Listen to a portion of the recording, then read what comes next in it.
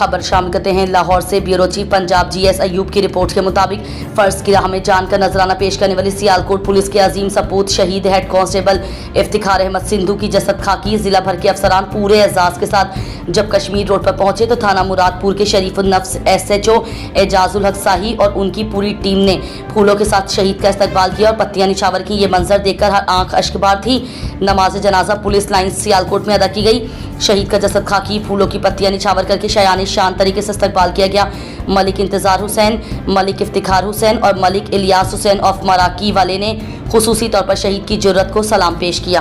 Punjab police, Punjab police, Punjab police, Punjab police, Punjab police.